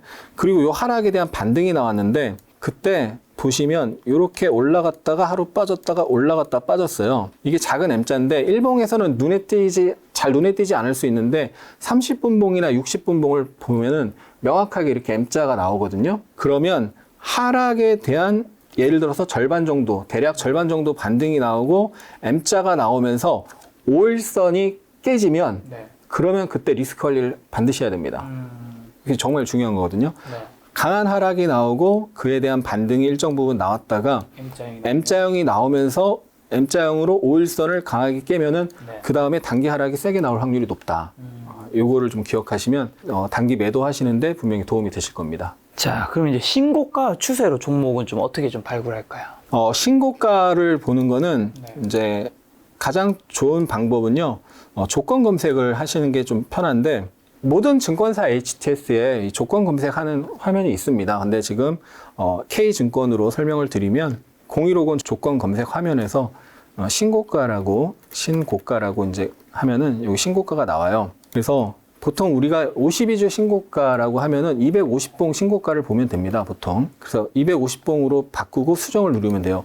근데 52주 신고가를 HTS에서 따로 검색을 할 수 있습니다만, 이렇게 보는 게 좋은 이유가 예를 들어서 시장이 이렇게 연속으로 하락을 하다가 요만큼 올라갔을 때는 시장이 신저가 상태 1년 정도 하락을 하다가 요만큼 올라갔을 때는 아무래도 52주 신고가 종목이 거의 안 나올 거잖아요. 그러면 그때는 52주 신고가보다 예를 들어서 3개월 신고가 이런 걸 봐야 되거든요. 그 반대로 이제 시장이 연일 올라가는 이런 상승장에서는 52주 신고가보다 사상 최고가 신고가 이런 종목이 훨씬 더 중요한 거고요. 그래서 시장 상황에 따라서 시장이 좀 반등을 많이 했을 때는 6개월 신고가, 당연히 52주 신고가를 기본으로 봐야 되는데 많이 빠졌다 올라갈 때는 52주 신고가가 잘 안 나오기 때문에 3개월 신고가, 6개월 신고가를 봐야 된다는 거죠. 그래서 그때 그걸 내가 수정을 일일이 해주려면 예를 들어서 보통 52주 신고가는 250봉 신고가로 보고 6개월 신고가는 120봉, 한 달에 20거래일 120봉 신고가로 보고 3개월 신고가는 60봉 신고가로 해서 이렇게 수정을 해서 검색을 해야 되니까 조건 검색을 내가 만드는 게 좋고, 그래서 예를 들어서 250봉 신고가로 수정을 해서 검색을 하면은 지금 종목이 32개가 나옵니다. 많이 나오죠. 네. 그래서 이 32개를 다 일일이 볼 수가 없고 시간 낭비가 되거든요. 그럼 그 종목을 압축하는 방법을 간단하게 설명을 드리면, 일단 기본적으로 하락했는데 신고가 종목은 필요가 없겠죠. 네. 그래서 최소 조건입니다. 주가 변동을 치면요, 최소한 주가 등락률에서 전일 대비, 일봉전 대비 최소한 3% 이상 상승하면서 신고가를 내야 의미가 있겠죠. 장중에 상승했다 바로 마이너스로 간 건 의미가 있지 않으니까요. 이렇게 하면은 32개 중에 11개로 일단 줄어들고요. 그 다음에 이 신고가에서 이런 것도 있어요. 내가 이제 어제도 신고가고 오늘도 신고가인 건 사실 중요하지 않잖아요. 네. 이렇게 신고가가 아니었다가 오늘 신고가 빵 낸 게 그런 종목을 내가 찾는 거죠. 그래서 여기서 이제 얘를 추가를 하고 이 C를 얘를 이렇게 드래그를 한 다음에 이 느낌표를 누르고요. 이걸 일봉전으로 참 바꿔야 됩니다. 그러니까 어제 신고가인 종목은 느낌표를 누르면 제외하는 거거든요. 그러니까 어제도 신고가, 오늘도 신고가인 종목은 빼겠다. 어제 신고가 아니면서 오늘 신고가인 종목만 넣겠다는 거죠. 이렇게 하면은 한 개가 줄어드네요. 만약에 B 조건을 빼고 A 조건만 넣었을 때는 32개고 이걸 한 칸 위로 올려볼게요. 그래서 어제 신고가인 종목은 내가 빼겠다 했을 때 느낌표를 누르면 어제 신고가를 빼는 겁니다. 그럼 32개에서 17개로 바뀌고 그 중에서 이제 3% 이상 종목까지 추가하면은 10개로 바뀌죠. 그 다음에 거래 대금을 넣어야 되는데 거래 대금이 작은 종목은 아무래도 의미가 떨어질 확률이 높습니다. 그래서 기술적 분석으로 또 하는 분이니까. 그래서 거래 대금은 지금 장세 기준으로 봤을 때 한 300억 정도 요게 300억, 100만 단위이기 때문에 100만, 1000만, 억, 10억, 100억, 300억이 되고요. 300억 이상, 뭐 최대는 9999 이렇게 하면은 300억 이상 거래대금이 실리면서 신고가를 낸 종목이죠. 그러면 10개 중에 3개가 남네요. 네. 그리고 원래 평소에 거래대금이 많은 종목일 수도 있잖아요. 네. 그러면 거래량으로 가서 거래량 비율에서 일봉전 거래량 대비 최소한 거래량이 늘면서 신고가를 갔다는 건 힘이 있어야 되는 거잖아요. 그러니까 전일보다 이게 최소 조건입니다. 전일보다 거래량이 늘면서 신고가를 가야 되겠다. 그래서 최소 150%를 하는 거죠. 그래서 만약에 거래대금 조건이 없었다면은 10개였는데 만약에 거래량 비율을 넣으면은 8개로 줄고요. 거래대금을 넣으면 이제 3개 주는 거죠. 그래서 이렇게 압축을 하면 이런 종목들은 관심 종목에 넣어놓고 어떤 섹터인지, 어떤 테마인지, 어떤 이슈로 올랐는지를 관심 종목에 넣어놓고 확인을 하는 거죠. 혹시 이 남은 3가지가 대표님이 추천주는 절대 아니고요. 이런 예시라는 겁니다. 이런 여러분. 식으로 이제 종목을 신고가 종목을 확인하는 거고, 그래서 저 같은 경우는 그런 식으로 종목을 찾아서 뭐 예를 들어서 이렇게 일자별로 특징주를 관심 종목을 일자별로 날짜별로 정리를 하고요. 본인이 직접 정리하시는 건가요? 네, 이거 제 관심 종목입니다. 네. 날짜별로 관심 종목을 정리를 하고, 그다음 일자별로 상한가 종목은 또 상한가 종목별로 정리를 하고, 그래서 일자별로도 정리를 하는 게 좋고요. 그다음에 어떤 테마인지, 예를 들어서 네옴시티 테마, 최근에 굉장히 핫하다가 이제는 차익 매물이 나오고 있는데, 네옴시티 테마, 뭐 우크라이나 재건 테마 이런 식으로 얘가 의미 있는 신고가가 나왔으면 어떤 테마로 올랐는지를 확인해야 되는 거죠. 뭐 2차전지에서 최근에 아까 검색됐던 이 WI 같은 경우는 이제 리튬 테마로 급등을 했는데, 어떤 테마인지 테마별로 이렇게 정리를 해서 그게 이제 종목이 정리가 된 상태에서 한눈에 딱 보기 쉽게 해놓은 거군요. 그렇죠. 그렇게 정리를 해놓고 이제 기술적 지지 자리에 왔을 때 매수를 노리는 거죠. 네, 이렇게 해야지 전업 투자로 이제 돈을 벌 수 있다. 그렇죠. 쉽지 않네요, 이 전업 투자 직업도. 쉬운 거 세상에 없죠. 그렇죠. 자, 그럼 차트로 종목 고를 때 좀 반드시 기억해야 될 거, 개인 투자자분들이 있다면 뭐가 있을까요? 네, 차트를 보실 때 중요한 게 차트만 보시면 안 된다는 거예요. 그러니까 많은 분들이 차트 기법을 어떻게 배우고 나서 적용을 할 때 안타까운 부분이 후발주에 적용을 하세요. 그러니까 기본적으로 얘가 주도 섹터, 주도주에다가 적용을 해야지 확률이 높은 거거든요.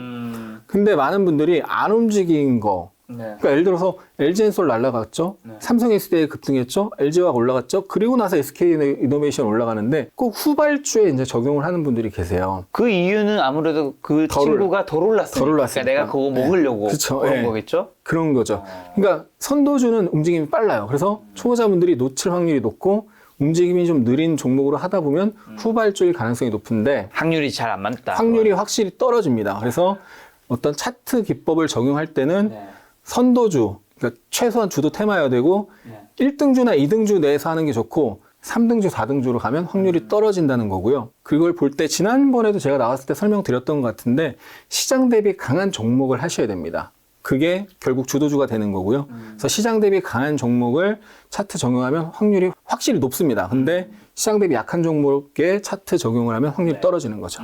자, 그럼 많은 개인 투자자분들이 네. 이제 단기 매매 방식에서 종가에 매수하는 것도 좀 선호하는 걸로 아는데 네. 승률 높은 종가 매수 방법 뭐 이런 게 있을까요? 그러니까 그것도 힘이 들어온 종목을 찾아야 돼요. 그러니까 좀 전에 말씀드렸던 것처럼 시장 대비 강한 종목 또는 주도 테마나 주도주가 될 종목. 그래서 강력한 매수세가 들어온 종목을 먼저 찾아야 됩니다. 그래서 그 강력한 매수세가 들어온 종목은 결국 거래량, 거래 대금, 그리고 장대 양봉으로 확인할 수 있거든요. 즉 대량 거래 장대 양봉이 나온 종목을 일단 먼저 찾아야 되는 거죠. 그리고 그 대량 거래 장대 양봉이 나온 종목이 어떤 이슈로 올랐는지, 그래서 지금 시장에서 핫한 쪽에 관련된 종목이면 좋은 거죠. 2차전지가 주도 테마이고 그중에서 막 리튬 관련주가 막 날아갈 때 그런 이슈로 올랐다. 근데 얘가 꼴등주면 안 되고 좀 1등주, 2등주 격의 종목이면 더 좋겠죠, 당연히. 그런 종목이 상승세가 나오고 나서 그리고 나서 그 상승에 대한 조정이 항상 나오잖아요, 주식이라는 게. 상승이 나오고 나서 상승에 대한 조정이 나왔을 때 조정이 나오고 지지를 확인하고 나서 매수를 하는 거죠.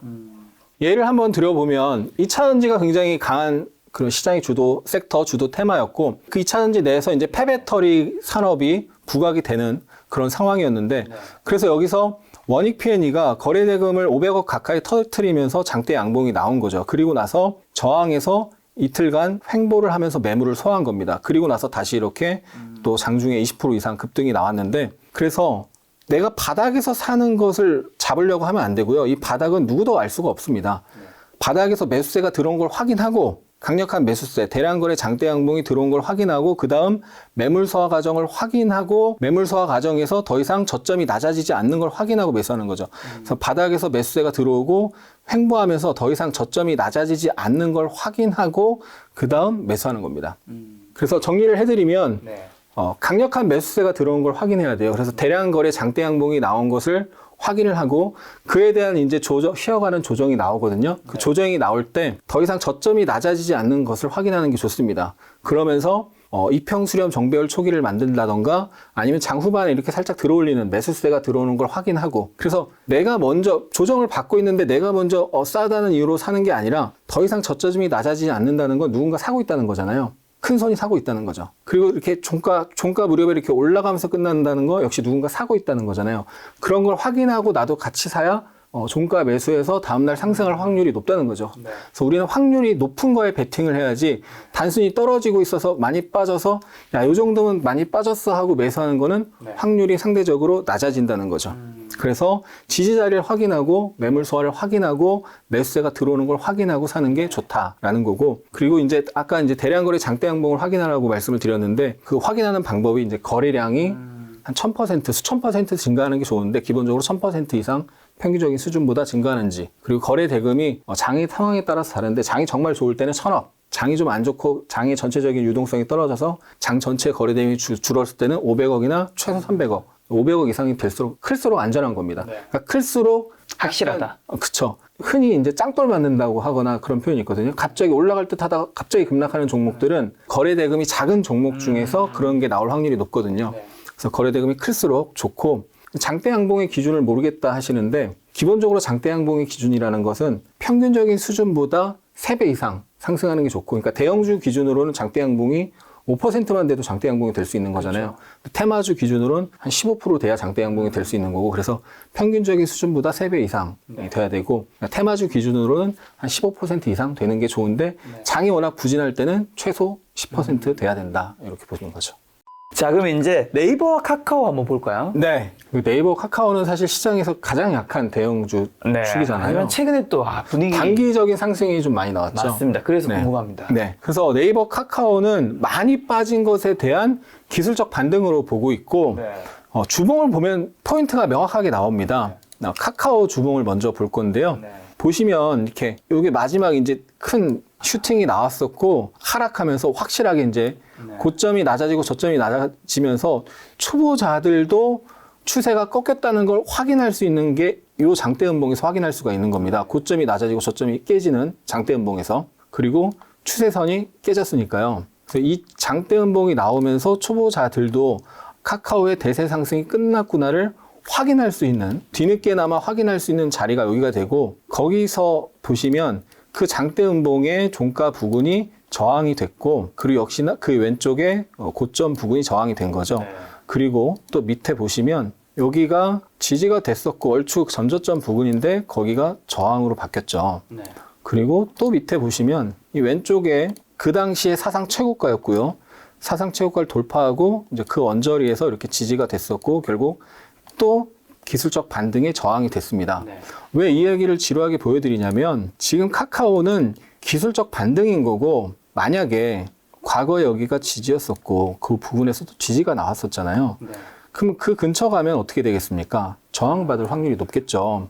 그리고 공통점이 또 있습니다. 20주, 이 노란색 20주 이평선을 살짝 경신했다가 바로 깨고 내려갔죠. 여기도 살짝 경신했다가 바로 깨고 내려갔습니다. 여기도 보면은 이 자리에 와서 만약에 부딪히면 어떻게 될까요? 노란색 20주 이평을 살짝 경신했다가 내려가는 그런 저항이 겹쳐있는 자리가 되는 거죠. 그래서 이 자리에 왔을 때는 반드시 이거는 비중 축소를 이제 단기 매매 입장에서는, 그쵸. 단기 매매 입장에서는 뭐 장기적으로 카카오를 모아갈 수 있어도 괜찮을지 그쵸. 모르지만 단기적 관점에서는 반드시 비중 축소를 하고 네. 대응을 하고 그 다음 봐야 된다는 거죠. 네. 그래서 아직은 이 거래가 터지면서 바닥에서 엄청난 거래가 터졌어요. 그러니까요. 그리고 여기서도 또 엄청난 거래가 터졌습니다.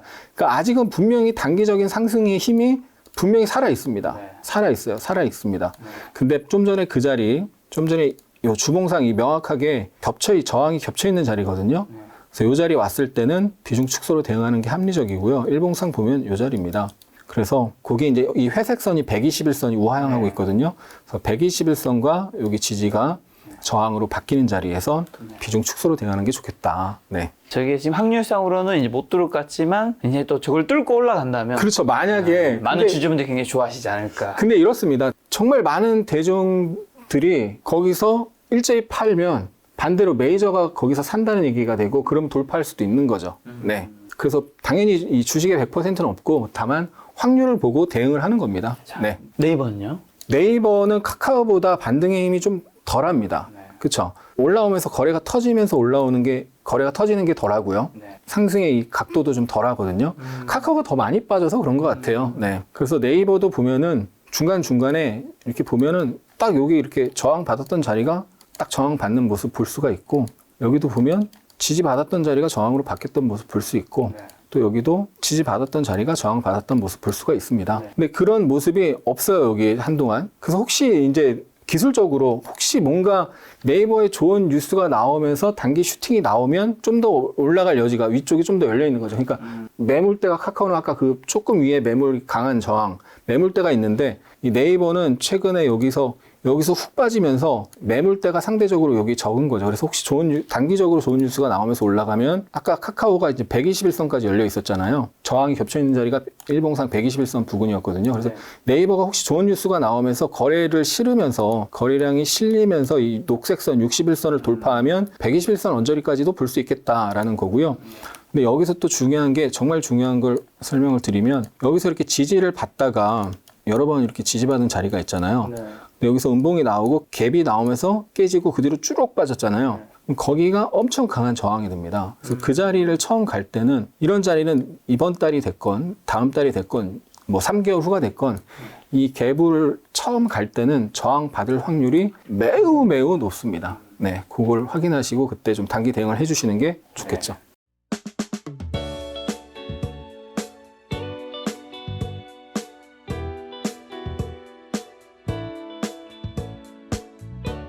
자, 그럼 바이오 섹터의 이제 셀트리온은요? 네, 셀트리온 일봉 차트인데 셀트리온은 안타깝게도 최근에 이제 셀트리온 3사 실적 좋다는 얘기 나왔었거든요. 그럼에도 주가는 지금 상승 탄력이 약했어요. 약했고 꺾였습니다. 제가 이 올라갈 때도 명확하게 이제 설명을 했던 부분인데 올라갈 때 보면 거래가 늘으면서 올라가야 되거든요. 근데 이 올라갈 때 시장 대비 올라가는 힘이 약했고 거래도 줄면서 올라갔습니다. 그래서 전형적인 기술적 반등이었기 때문에 올라왔을 때 매도를 노려야 된다. 그러면 이런 자리가 강한 저항입니다. 여기서 21선을 갭으로 깼잖아요. 21선을 여기서 갭으로 깼습니다. 보시면은 여기 노란색 선 21선이 있는데 갭으로 톡 깨고 내려갔죠. 깼고 반등했는데 거기가 저항이 되면서 장대 음봉이 나오면서 또 내려갔습니다. 그래서 거기가 강력한 저항이거든요. 단기 저항으로 강하거든요. 근데 이 장대 음봉이 있으면 요 장대 음봉인데 그 음봉의 시가도 저항이고요. 그 음봉의 중심도 저항이 됩니다. 봉 중심이라고 하는데 봉 중심선을 그릴 수가 있는데 그냥 러프하게 그리면 이 봉 중심도 저항이 되거든요. 그래서 봉 중심도 1차 저항이 되고 만약에 봉 중심 넘어가면 이 음봉의 시가는 더 강한 저항이 되거든요. 근데 이 봉 중심에서 부딪혔다는 건 봉 시가를 못 가고 음봉의 시가를 못 가고 중심에서 부딪혔다는 건 힘이 그만큼 약하다는 거죠. 시장보다 약하게 올라가서 외봉으로 부딪혀서 또 시장 반등 구간이기 때문에 한번 올라갔는데 또 부딪히면서 음봉이 보시면 거래량이 늘면서 내려왔죠. 그러니까 셀트리온은 뭔지는 모르지만 안 좋은 게 내부적으로 있다라고 저는 차트상 판단할 수밖에 없는 거고 그래서 반등 시 매도를 반드시 해야 되는 종목이다. 이 셀트리온은 단기적으로 봤을 때 반등 시 매도 종목이 되는 거죠. 자, 그럼 남은 이제 12월이랑 그다음에 네. 2023년 한 상반기 정도 네. 이제 전망이랑 그다음에 투자 포인트 한번 좀 찝어 주신다면. 네. 일단 미국 시장을 먼저 보면은 얼마 전에 중간 선거 있었잖아요. 있었죠. 그리고 정말 많은 그 뉴스나 전문가분들이 나와서 하는 말씀. 중간 선거 이후에 미국 시장 1년 동안 봤을 때 항상 올랐다. 항상 올랐다. 네. 이게 지금 세뇌되다시피 이렇게 알려져 있습니다. 당연히 미국 현지에서도 그렇고 우리나라에서도 그런 거죠. 그래서 저는 그걸로 인해서 지금 올라가는 부분이 없지 않아 있잖아요. 그리고 또 한 가지는 얼마 전에 CPI 발표했는데 네, CPI가 예상을 하회하면서 7.7%. 네, 그러면서 나스닥이 그날 하루에 7% 폭등을 했었죠. 그렇게 반등을 하고 있고, 그리고 사람들이 이제 산타 랠리에 대한 기대감이 또 있고, 그리고 또 1월 효과라 그래서 연초 효과가 또 있죠. 그래서 그런 여러 가지 걸로 호재들이 네. 이게 호재인지는 모르겠지만 어쨌든 그런 것들이 지금 작용하면서 상승을 하고 있는데 베어 마켓 랠리라고 저는 생각을 해요. 네. 결국에는 내년에 경기 침체가 올 가능성이 높습니다. 네. 그리고 현재까지는 미국은 기업 실적이 그래도 잘 나오고 있어요. 현재까지는. 근데 내년에는 분명히 기업 실적이 하향되는 모습이 나타날 확률이 높거든요. 네. 그럼 그런 모습이 나타날 때 주가는 그에 맞춰서 그거보다 좀 전이겠죠. 하락할 확률이 높습니다. 그래서 현재는 기술적 반등이고 앞서 말씀드렸던 그런 부분에 의해서 상승을 하고 있는데 앞으로 이제 경기 침체나 기업 실적 하향 그리고 그걸로 인한 퍼밸류 하향 이런 걸로 인해서 주식시장을 한 번 더 흔들릴 가능성이 있다고 보는 거죠. 그래서 현재 베어마켓 랠리는 아직은 진행 중이다. 네. 근데 조만간 고점이 만들어질 수가 있기 때문에 고점 패턴이 언제 만들어지는지를 계속 체크를 해야 된다. 그리고 주요 저항을 체크를 미리 해놓고 그 주요 저항에서 무조건 고점을 만드는 게 아니기 때문에 주요 저항을 체크해놓고 그 주요 저항에서 고점 패턴을 만드는지를 확인하고 고점 패턴 나오면 주식 비중을 줄여야죠. 그래서 나스닥 차트를 보면요. 나스닥의 월봉 차트 아까도 봤는데 이런 대세 상승이 나왔고 20년 3월 팬데믹 이후에 슈팅이 나왔고 버블이 나온 거죠. 오버슈팅이 나왔고 지금 꺾인 상태라는 건 마찬가지고 지금 이제 베어마켓 랠리가 진행 중이고 다시 한번 하락이 나올 수 있다라고 보는 거고요. 그래서 다시 한번 하락이 나와서 만을 테스트할 1차적으로 만을 테스트할 수 있고 다시 하락이 나올 때 지금 나스닥의 반등을 보세요. 굉장히 하락의 기울기가 이렇잖아요. 하락의 기울기가 이런데 반등은 기울기가 이렇죠. 반등이 기울기가 이렇단 말이에요. 네. 그래서 반등이 베어마켓 랠리가 끝나면 다시 한번 전저점 1088인데 만 테스트를 하러 갈 확률이 높고 그때 반등의 기울기보다 더 강한 하락으로 내려간다면 그러면 파동이 어떻게 되냐면 크게 하락하고 반등했다가 다시 하락하고 반등했다가 다시 하락하기 시작하면 하락하기 시작해서 여기를 깨면 하락, 반등, 하락으로 가는 거죠. 그래서 이게 큰 하락 한 파동이고요. 요게 한 번의 반등, 요게 한 번의 반등입니다. 2008년도 글로벌 금융위기 때 보면 이렇게 하락하고 반등했다가 다시 내려와서 전저점 부근에서 반등했다 그게 깨지면서 이제 폭락으로 갔거든요.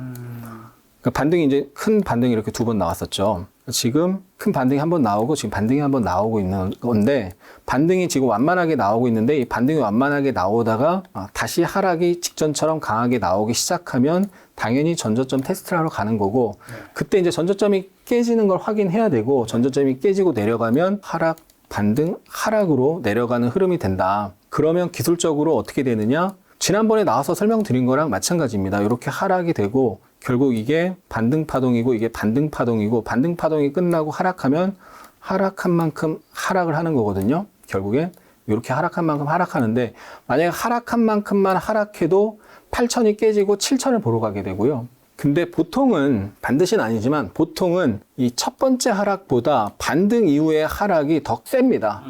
그리고 마지막에 이제 투매가 나오고요. 마지막에 보통은 막판에 투매가 나오게 됩니다. 그렇게 되면은 7자도 깨지고 6자를 볼 수 있는 거죠. 네네. 그리고 대세 상승이 나오고 끝났을 때 어떤 가능성이 있냐면 중요한 저점을 테스트하는 그런 게 있을 수가 있어요. 반드시는 아니지만. 그래서 만약에 요번에 반등이 지금 나오고 있는데 지금은 베어마켓 랠리 진행 중이고 이게 끝나고 하락이 세게 나오기 시작하면 전저점 만 부근을 테스트하러 가고 많이 깨지면서 하락이 나오면 이 저점을 테스트하러 가는 그런 하락, 반등, 하락이 나올 수 있다. 그거를 내년까지 그거를 가능성을 봐야 되는 거죠. 그래서 지금은 베어마켓 랠리 진행 중입니다. 그래서 베어마켓 랠리 진행 중인데 베어마켓 랠리가 목표치를 일단 그려볼 수가 있는데 여러 가지 방법이 있지만 일단 기본적으로 되돌림 비율을 확인을 해야 돼요. 그래서 하락에 대해서 많이 올라오면 618 정도 올라올 수 있거든요. 50% 내지 618입니다. 그래서 618 올라오게 되면 12,000입니다. 그리고 50% 정도 올라오면 대략 11,600 정도 되거든요. 그래서 11,600이나 12,000 부근에서 고점 패턴을 형성하는지를 확인을 해야 됩니다. 네. S&P 500으로는 좀 더 셉니다. S&P 500은 나스닥보다 반등의 각도가 더 가파르죠. 나스닥보다는 세죠. 그래서 S&P 500으로는 정말 중요한 자리가 이 자리입니다. 이 자리까지도 갈 수 있는데 그 자리에서 고점 패턴을 만드는지 확인을 해야 되는데 이 자리가 어떤 자리냐면 여기서 지지받던 자리고요. 지지받다가 여기서 헤드앤숄더를 만들고 깬 넥라인이거든요. 반등해서 거기서 부딪히고 급락을 했습니다. 그래서 그 부근에 가면 한 번은 저항받을 가능성이 매우 높은 자리죠. 그래서 거기 갔을 때 고점 패턴이 나오는지 지금은 베어마켓 랠리 진행 중이고 거기까지 반드시 간다는 건 아니지만 반등 구간이 지금은 진행 중이기 때문에 어디까지 가야 될지 확인을 해야 되고 거기에 강한 저항이 있기 때문에 만약에 거기 갔을 때 고점 패턴을 만들면 그 다음에 다시 강한 하락이 나올 가능성이 높다. 그리고 이 상승에 비해서 강한 하락이 가파르게 나오면 다시 또 저점 부분을 테스트하러 간다. 저점이 깨지면 이제 크게 하락이 나온다. 이렇게 시나리오를 보고 있습니다. 지금 이제 언론에서는 이제 12월에 산타 랠리가 있을 수도 있다고 하는데 이제 네. 대표님께서는 산타 할아버지는 없다. 근데 이게 마치 우리 어릴 적 동화를 아니, 깨는 참. 듯한. 이게 만약에 네네. 지금 11월 20일이잖아요. 네. 산타랠리가 이렇게 나올 수도 있어요.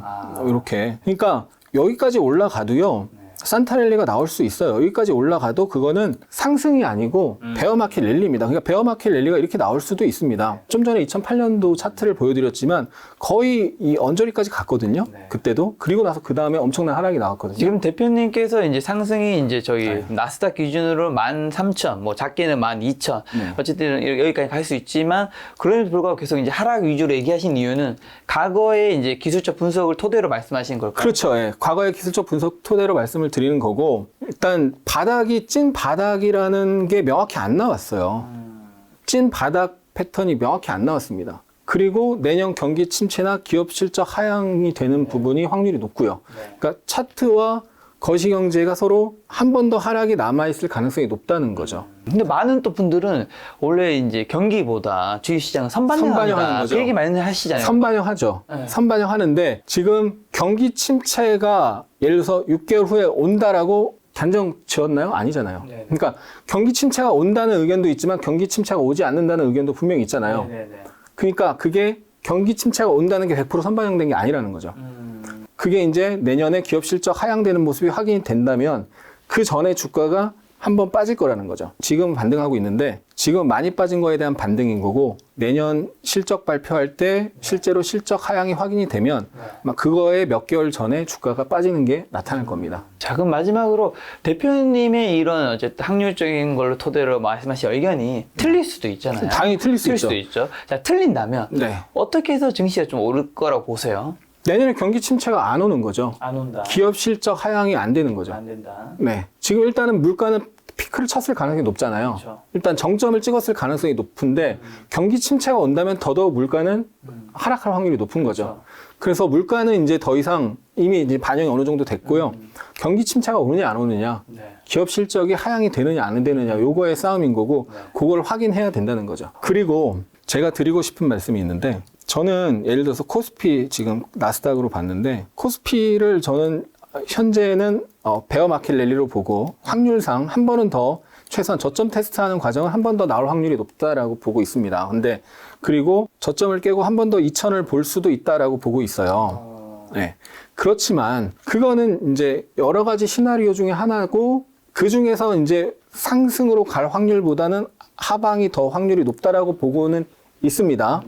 근데 중요한 건 그렇게 보고 있지만 저는 여기서 바닥을 돌린 걸 확인하고 그 다음부터는 계속 베어마켓 랠리다라고 계속 보고 있는 거거든요. 그러니까 올라가는데 못 올라간다라고 보는 게 아니라 지금 베어마켓 랠리가 지금 단기 상승이 계속 진행되고 있다라고 보고 있는 거고 고점 패턴이 확인되기 전까지는 단기 상승이 유지되는 걸로 봐야 된다라는 관점인 거예요. 그러니까 우리 주린이 분들 중에 네. 미래를 예측하는 거는 대응을 잘하기 위해서 예측하는 거거든요. 그렇죠. 근데 우리 주린이 분들 중에서 미래를 예측하는 걸 넘어서 자꾸 예단하고 예언하고 내가 1년 후에 시장이 어떻게 될 거니까 지금 어떻게 행동을 취해서 그거를 계속 유지할 거야 이렇게 하시는데 저는 그때그때 대응을 해주는 게 중요하다라는 거죠. 그리고 우리가 바닥을요, 시장의 바닥을 최저점에서 바닥이라고 알 수 있는 사람은 아무도 없어요. 이 최저점에서 이렇게 하락을 하다가 최저점에서 바닥이라고 최저점에서 딱 알 수 있는 방법은 없거든요. 지나봐야 아는 거죠. 그쵸, 지나봐야 아는 거고. 그래서 아까도 한번 잠깐 말씀드렸었는데 이게 올라가다가 올라가는 힘에 비해서 눌리는 힘이 약하고 다시 이렇게 강하게 돌리면 그때 이제 좀 이게 저점이 높아진 거잖아요. 저점이 높아지면서 강하게 올라가면 그때 더더욱 이제 주식 투자 비중을 늘리는 거죠. 단기 대응을 못 하시는 분들은.